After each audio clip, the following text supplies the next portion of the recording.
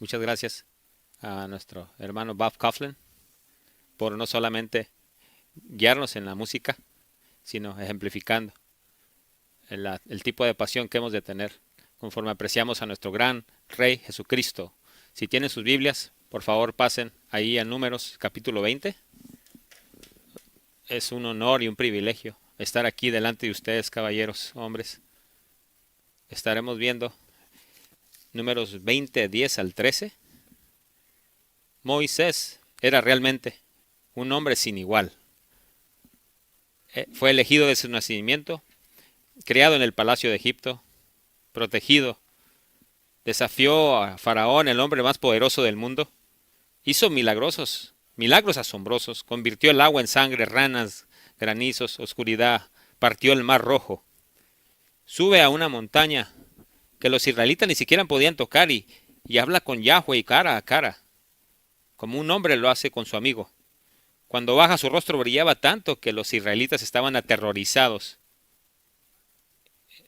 Es una vida asombrosa. Es el primero en escribir una parte de la Biblia. Compositor también, digo, no es cualquier canción, sino escribir uno de los mayores éxitos. En el libro de Apocalipsis cantan ahí el cántico de Moisés.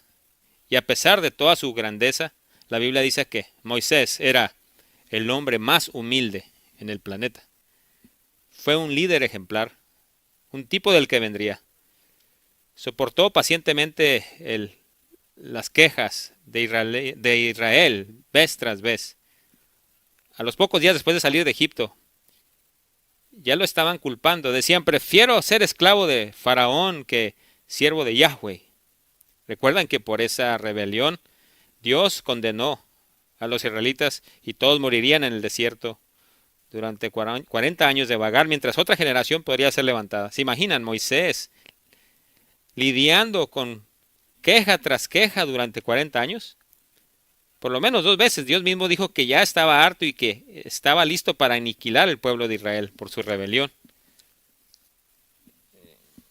Moisés muestra tal humildad que al oír la oferta cae sobre su rostro e intercede por Israel, salvándole de la extinción.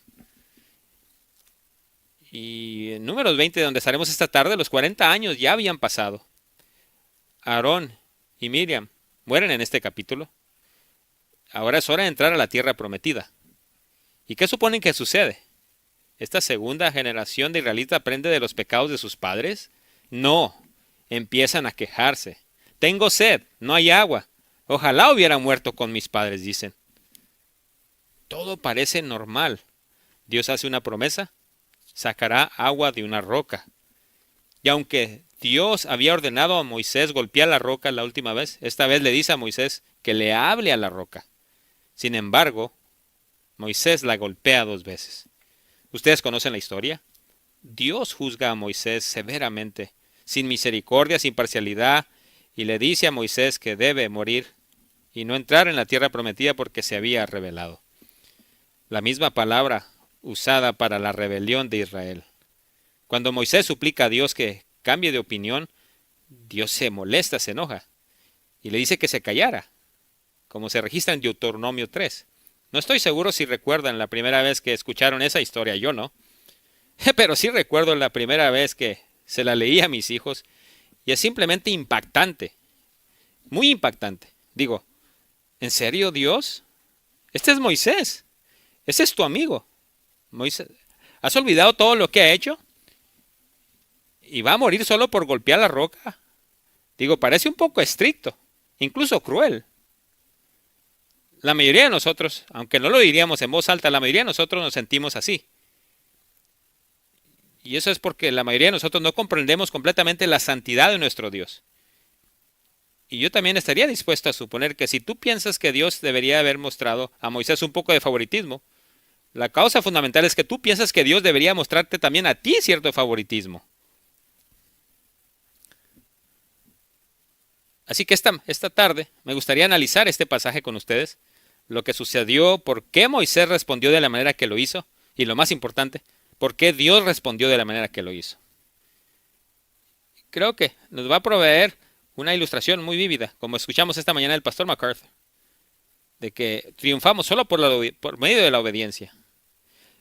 He dividido el texto en dos razones por las que triunfamos solo a través de la obediencia a los preceptos de Yahweh. Dos razones por las que triunfamos solo a través de la obediencia a los preceptos de Yahweh.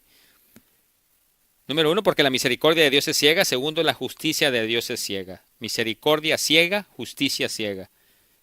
Y nada más vamos a estudiar versículos 10 al 13 de Números 20, pero leamos versículos 1 al 13. Números 20, versículos 1 al 13, para adentrarnos en el contexto. Dice la palabra de Dios. Llegaron los hijos de Israel, toda la congregación, al desierto de Sin, en el mes de primero, y acampó el pueblo en Cades, y allí murió María, y allí fue sepultada. Y porque no había agua para la congregación, se juntaron contra Moisés y Aarón, y habló el pueblo contra Moisés, diciendo, ojalá hubiéramos muerto cuando perecieron nuestros hermanos delante de Jehová. ¿Por qué hiciste venir la congregación de Jehová a este desierto para que muramos aquí nosotros y nuestras bestias? ¿Y por qué nos has hecho subir a Egipto para traernos a este mal lugar? No es lugar de sementera, de higueras, de viñas, ni de granadas, ni aun de agua para beber. Y se fueron Moisés y Aarón de delante de la congregación a la puerta del tabernáculo de reunión y se postraron sobre sus rostros. Y la gloria de Jehová apareció sobre ellos. Y habló Jehová a Moisés diciendo, toma la vara y reúne la congregación tú y Aarón tu hermano, y hablad a la peña a vista de ellos, y ella dará su agua, y les sacarás aguas de la peña, y darás de beber a la congregación y a sus bestias. Entonces Moisés tomó la vara de delante de Jehová, como él le mandó. Y reunieron Moisés y Aarón a la congregación delante de la peña, y les dijo, oíd ahora, rebeldes, ¿os hemos de hacer salir aguas de esta peña? Entonces alzó Moisés su mano y golpeó la peña con su vara 2 veces, y salieron muchas aguas, y bebió la congregación y sus bestias. Y Jehová dijo a Moisés y a Aarón, por cuanto no creísteis en mí, para santificarme delante de los hijos de Israel, por tanto, no meteréis esta congregación en la tierra que les he dado. Estas son las aguas de la rencilla, por las cuales contendieron los hijos de Israel con Jehová, y él se santificó en ellas. Oremos. Padre, venimos a tu palabra en necesidad desesperada de conocerte. Ilumina nuestras mentes. Permítenos ver las glorias de tu persona. Ayúdanos, Padre, a entender este texto y a obedecer este texto. Para la gloria de Cristo oramos. Amén. De nuevo, estudiaremos solo versículos 10 al 13, pero profundicemos un poco más en el contexto, comenzando en versículo 1. Versículo 1 habla de toda la congregación, que son más de 2 millones de personas, porque cuentan con los soldados y hay más de 600,000 hombres en edad de combatir. No incluye a los levitas. Y dice que llegaron a Cades. Ahora bien, Cades está en el extremo norte del desierto del Sinaí, esencialmente en la frontera de la tierra prometida. Es el lugar exacto donde estaban cuando Moisés envió a los 12 espías, cuando ellos pecaron contra el Señor. Fue en Cades donde la primera generación de Israel fue condenada a 40 años de vagar, según Números 13:26.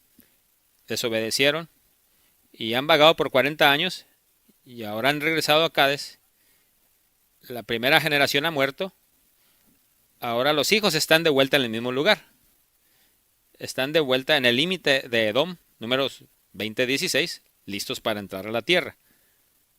Sabemos con certeza que los 40 años han terminado porque Miriam y Aarón ambos mueren en este capítulo. Y Números 33:38 dice que Aarón murió en el año 40 de su peregrinación. Y observen, la prueba que Dios envía es doble. Fin de versículo 1, Miriam muere. Luego el versículo 2, y no había agua.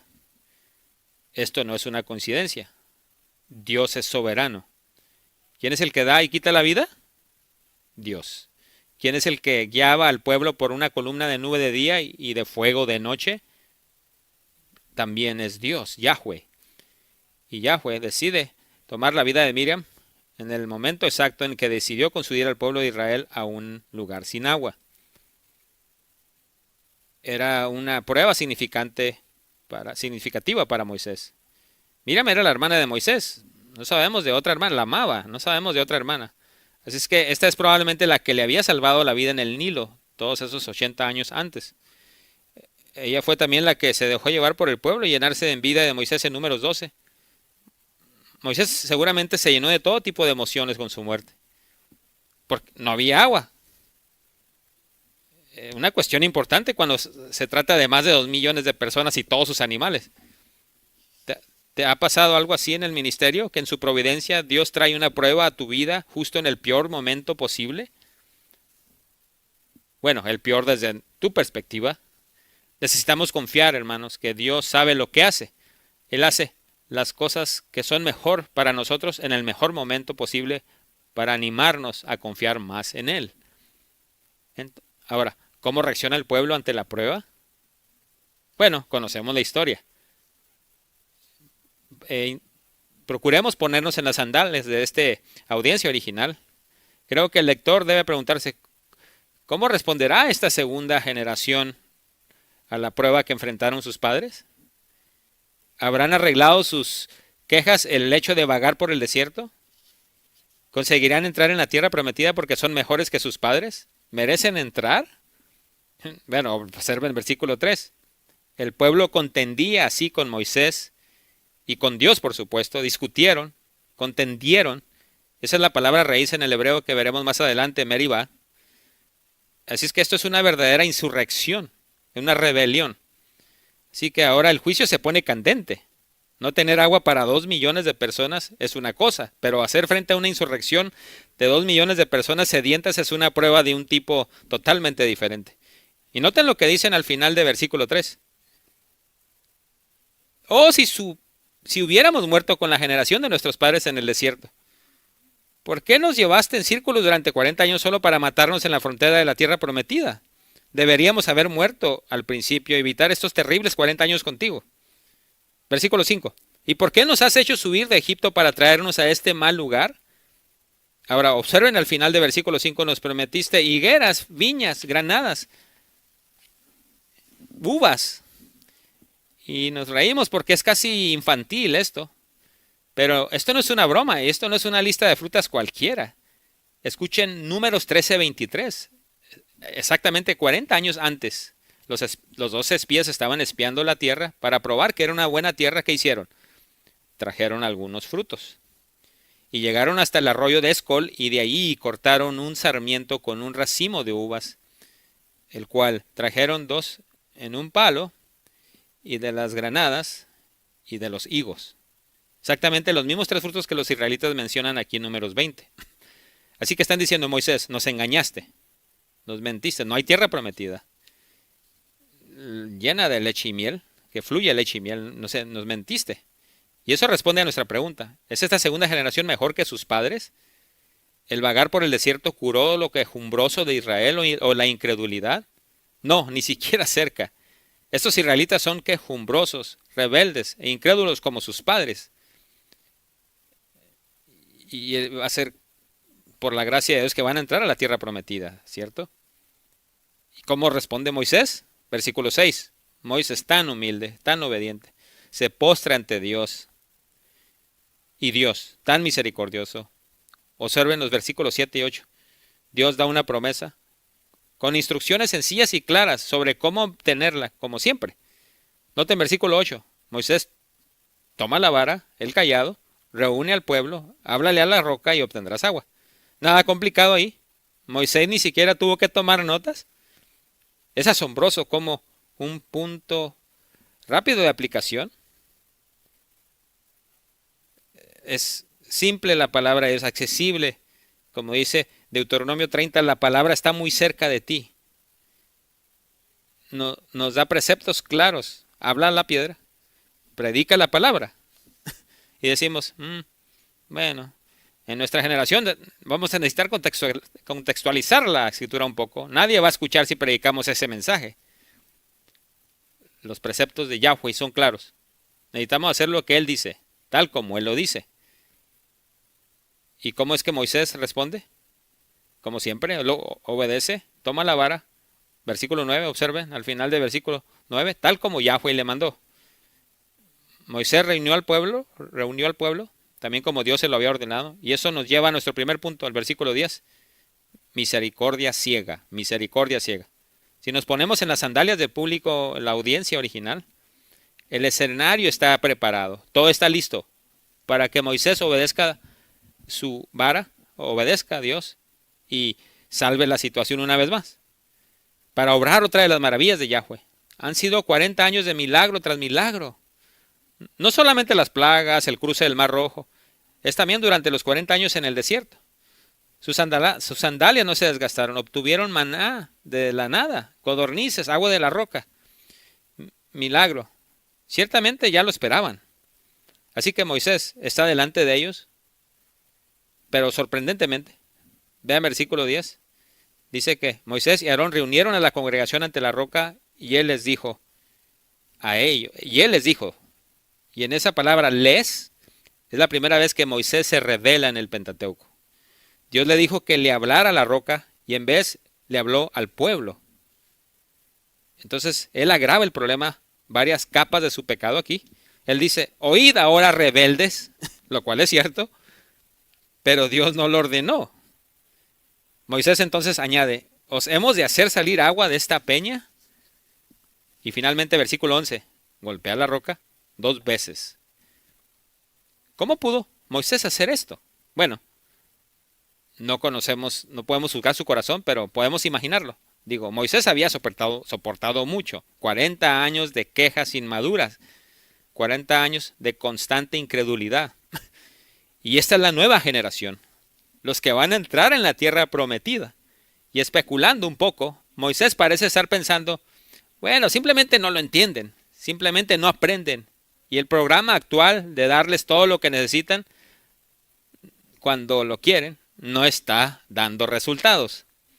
Y si simplemente les damos misericordia, como Dios está sugiriendo, y ellos obtienen el agua que están pidiendo tan fácilmente, no van a aprender. Lo que necesitan es una reprensión ardiente que les haga comprender lo terrible que es su quejar.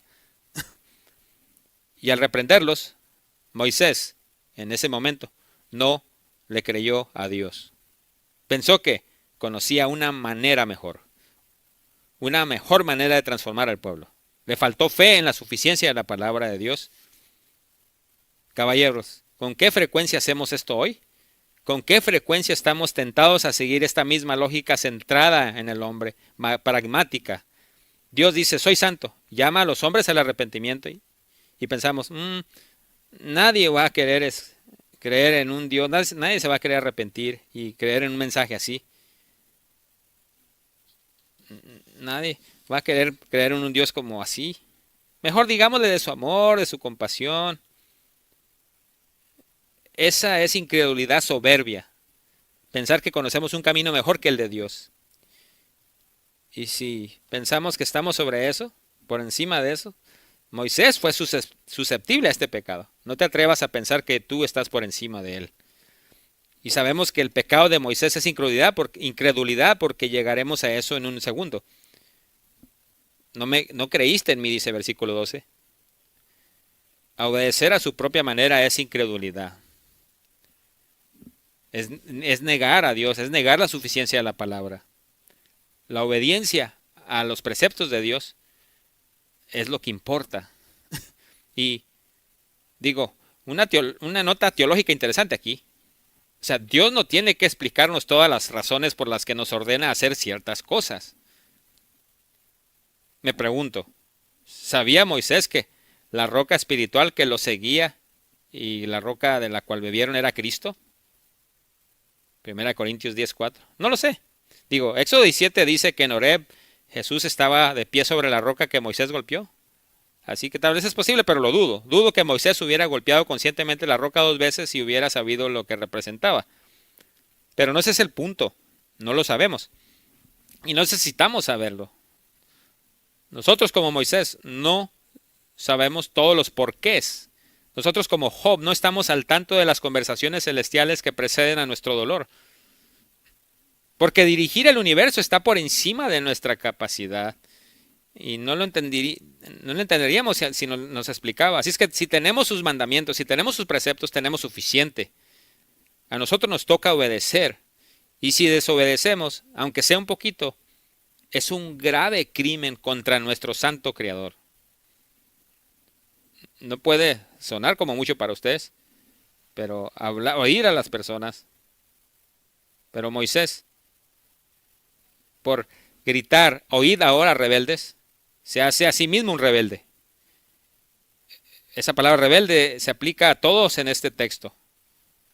En versículo 20, versículo 24 dice acerca de Aarón, dice fuisteis, y fuisteis es plural en hebreo.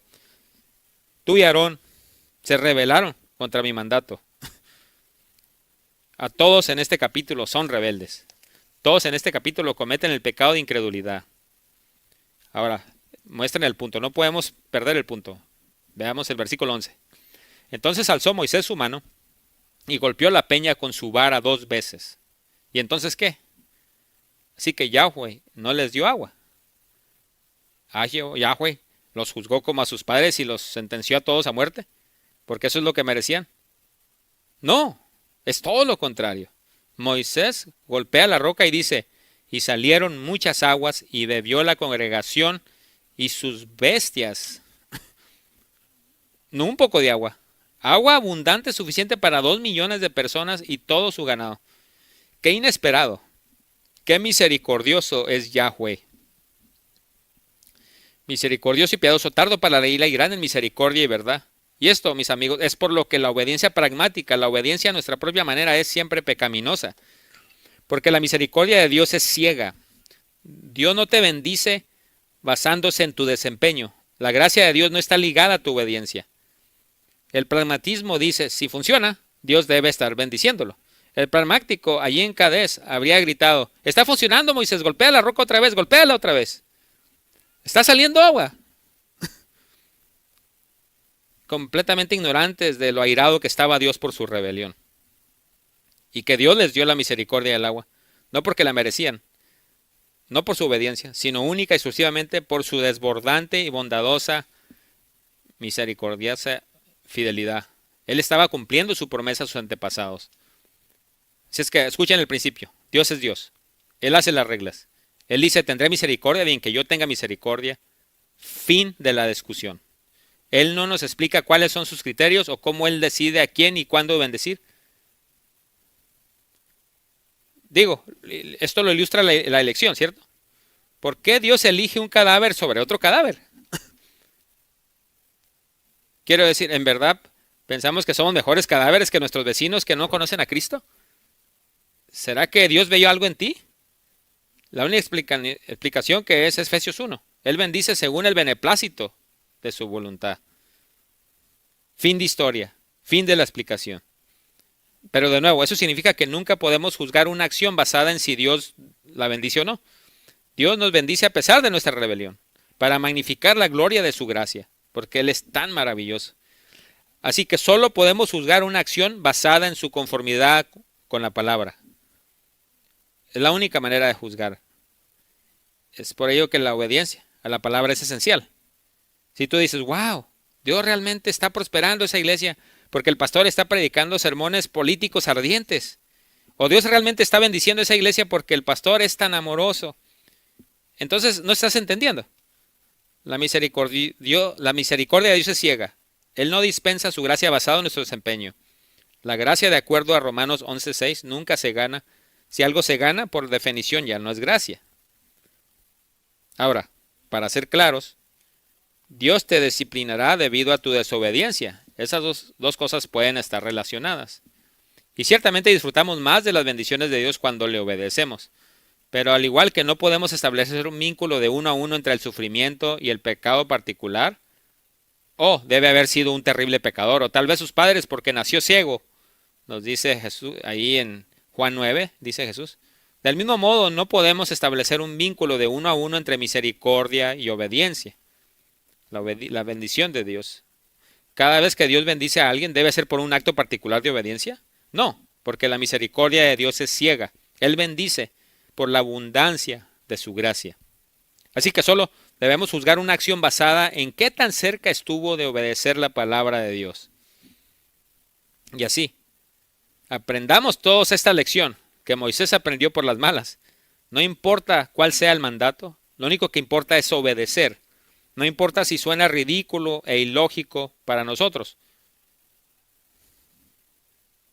Tenemos que obedecer.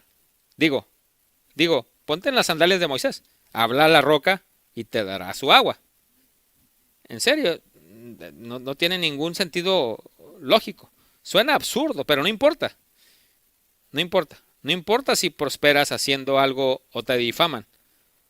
Los resultados simplemente no importan. Todo es irrelevante porque Dios no dispensa su gracia basada en nuestros esfuerzos, sino en su perfecto carácter y plan. Lo único que importa es obedecer los preceptos de Yahweh exactamente como están escritos. Exactamente. Ahora, Moisés estuvo cerca, pero cerca no cuenta. Dios exige obediencia exacta. Dios no dice, escucha, Moisés, sé que Israel te provocó. Ellos te provocaron y estuviste muy cerca, así que seré benévolo contigo. No, Dios esperaba que Moisés obedeciera perfectamente. De hecho, él esperaba más de Moisés porque Moisés era su amigo. Dios quería que Moisés obedeciera motivado por el amor a su Dios. Y así como si me amas, guardarás mis mandamientos. Es lo que Dios quiere de todos nosotros. Que le amemos, le obedezcamos. Somos sus heraldos. Tenemos el tremendo privilegio de estudiar su palabra para ganarnos la vida. ¡Qué gracia! Él espera que abundemos en amor para con Él, obedeciéndole con gozo. No hay excusas para la desobediencia. Si Dios dice, habla a la roca, nosotros hablamos. Si Dios dice, predica la palabra, predicamos. Si Dios dice que oremos sin cesar, oramos. No hay triunfo duradero fuera de la obediencia a la verdad. Ahora, obviamente, para Israel el agua era solo una gracia común, una misericordia temporal. La mayoría de estos israelitas son incrédulos. Fue una misericordia temporal para ellos recibir agua.